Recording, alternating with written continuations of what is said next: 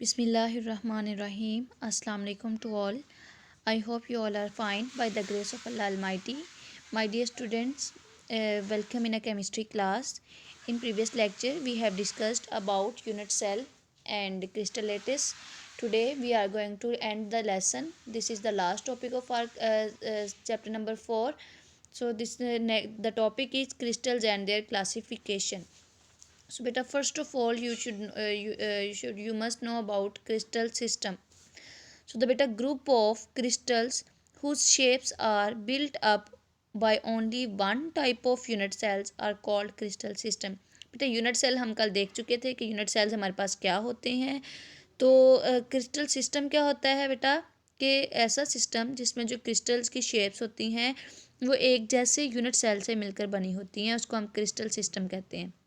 यानी एक जैसे यूनिट सेल मिलते हैं और जो क्रिस्टल्स बनाते हैं और वो जो सिस्टम बनता है उस सिस्टम को हम क्रिस्टल सिस्टम कहते हैं। A crystal system may be identified by the dimensions of its unit cells कि यूनिट सेल्स की क्या डायमेंशंस हैं along its edges एक्सिस और ABC that is and the angles like between alpha beta and gamma. कल हमने देखा था बेटा हमारे पास 3 प्लेन होते हैं, 3 एक्सिस होते हैं एक्स वाई और जी। ठीक है, एक्स वाई और जी के दरमियान जो एंगल होते हैं उनको हम alpha beta and gamma angle कहते हैं। ठीक है, सो ये हमने कल डिस्कस किया था। तो आगे हम क्रिस्टल सिस्टम्स को जो अब डिस्कस करने लग गए हैं। हमारे पास कितने क्रिस्टल सिस्टम हैं? ठीक है, we have 7 crystal systems. We have 7 crystal systems. Now we will discuss one by one. First of all, we have cubic system. बेटा क्यूबिक सिस्टम में हमारे पास इसको बेटा इस सिस्टम को अंडरस्टैंड करने के लिए पहले आपने CTOMHRT को जो है वो देख लेना है। ठीक है, CTOMHRT इसको आपने जो है वो देख लेना है। ठीक है, so cubic system, in this system all the 3 axis are of equal length. जितने भी एक्सिस होते हैं वो इक्वल लेंथ के होते हैं, तो हम कह सकते हैं all the sides are equal.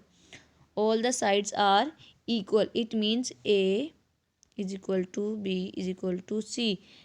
Cubic में all the sides are equal. ठीक है, all the angles are of 90 degree. So alpha beta gamma will be equal to 90 degree.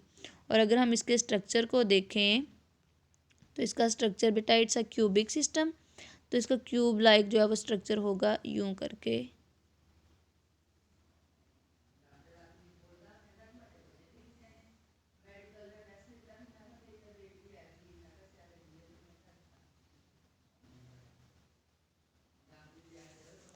ये हमारे पास जो है वो क्यूबिक सिस्टम है जिसके सारी साइड्स भी क्या होंगी? इक्वल होंगी और सभी एंगल भी जो है वो 90 डिग्री के होंगे। ठीक है बेटा, this is cubic system. Next we have tetragonal system. Tetragonal system में देखें, in this system in out of 3 2 sides are equal. 2 sides क्या होंगी जी? इक्वल होंगी। हम कह सकते हैं या तो A is equal to B